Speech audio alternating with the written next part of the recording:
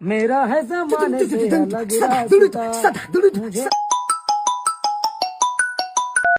Hello. তোমার কি বাড়িতে আসার ইচ্ছা আছে নাকি নেই?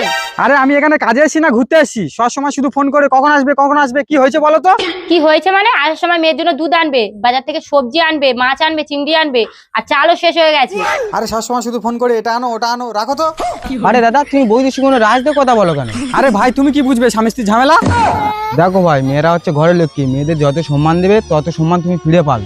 হ্যাঁ দাদা তুমি তো ঠিকই বলেছো, আমি তো এটা আগে ভেবে দেখিনি। এক কাজ করো, তুমি বৌদিকে একবার ফোন করো, কিন্তু ফোন করে কি বলবো? বলবে যে আমি যা কিছু হয়েছি তোমার জন্য, আমি তোমাকে খুব ভালোবাসি। এরকম বললে কাজ হবে? আরে করে দেখো না।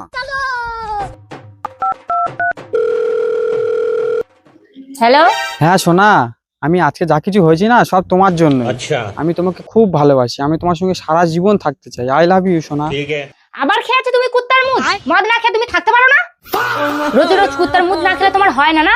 তুমি আজকে আসো বাড়ি, তোমার মার কাছে গিয়ে আমি নালিশ করছি, আর তোমার ব্যবস্থা আমি করে দেবো। তুমি আসো আজকে।